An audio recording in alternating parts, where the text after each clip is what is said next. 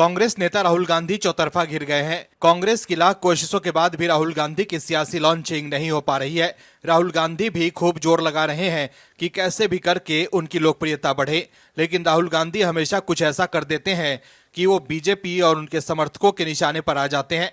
हरियाणा में राहुल गांधी ने खूब प्रचार किया था। वो हरियाणा में जलेबी की फैक्ट्री लगवा रहे थे और लोगों को सपने दिखा रहे थे कि एक दिन उस फैक्ट्री में 50,000 लोग जलेबी बनाएंगे। लेकिन हरियाणा के लोगों ने राहुल गांधी को बता दिया है कि उन्हें फैक्ट्री वाली जलेबी नहीं चाहिए, वो हलवाई की दुकान में गरम जलेबी ही खाएंगे। हरियाणा ने तीसरी बार बीजेपी को चुनकर राहुल गांधी के जातिवाद के एजेंडे को फेल कर दिया है। लेकिन अब राहुल गांधी एक के बाद एक मामले में फंसते जा रहे हैं। कोर्ट में जिस तरह से राहुल गांधी के खिलाफ कार्रवाई तेज हुई है, उससे राहुल गांधी की आफत बढ़ती दिख रही है। देश के अलग अलग अदालतों से राहुल गांधी के लिए जो खबर आ रही है, वो उनके लिए शुभ संकेत नहीं है।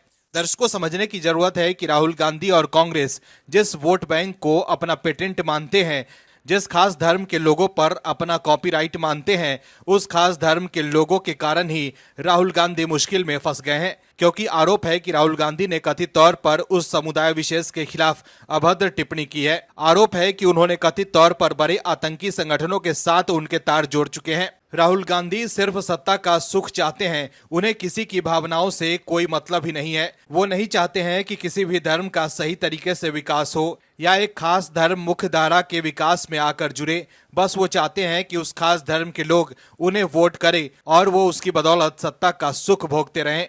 क्या है खबर, बताते हैं आपको विस्तार से। दरअसल विशेष समुदाय पर अभद्र टिप्पणी के आरोप में राहुल गांधी के विरुद्ध दायर मुकदमे में अब 22 अक्टूबर को सुनवाई होगी। इस मामले में परिवादी मोहम्मद अनवर अधिवक्ता हैं।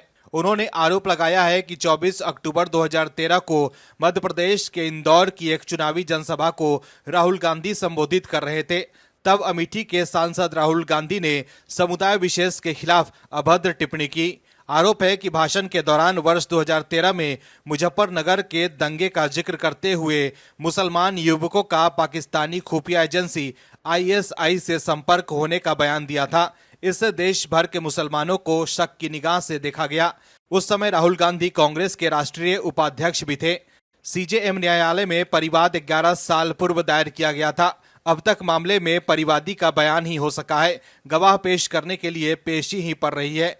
दोस्तों, जिस समय राहुल गांधी ने यह बयान दिया था, उस समय राहुल गांधी का खूब विरोध हुआ था। पूरे भारत में हंगामा हो गया था। PM मोदी ने भी तब तंज कसा था। बताते हैं उस समय क्या हुआ था और उस समय उन्होंने क्या कुछ कहा था। दरअसल इंदौर के एक रैली में राहुल गांधी ने मुजफ्फरनगर दंगों में पीड़ित मुसलमान लड़कों के संपर्क ISI से होने की बात कही थी। उनके इस बयान पर तब के CM नरेंद्र मोदी ने झांसी रैली में चुटकी तो ली ही थी, साथ ही बलिया में बीजेपी ने विरोध प्रदर्शन किया था। कानपुर में बीजेपी कार्यकर्ताओं ने राहुल गांधी का पुतला फूंक डाला था। बीजेपी अल्पसंख्यक प्रकोष्ठ के तनवीर हैदर उस्मानी का कहना था कि राहुल गांधी ने मुजफ्फरनगर दंगे को लेकर जो कहा है, उससे साफ है कि राहुल गांधी ने मुसलमानों की राष्ट्रभक्ति को गाली दी है।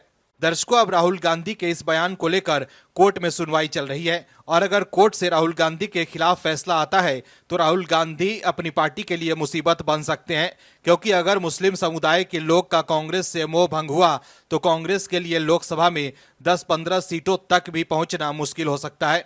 वहीं दूसरी तरफ राहुल गांधी द्वारा वीर सावरकर पर की गई टिप्पणी को लेकर हाल ही में महाराष्ट्र के 2 अदालतों से उनके खिलाफ समन जारी हुए हैं। इसके अलावा गृह मंत्री अमित शाह के खिलाफ की गई टिप्पणी को लेकर भी उनके खिलाफ झारखंड की एक अदालत में सुनवाई चल रही है और इस मामले में उन्हें हाई कोर्ट से झटका लग चुका है।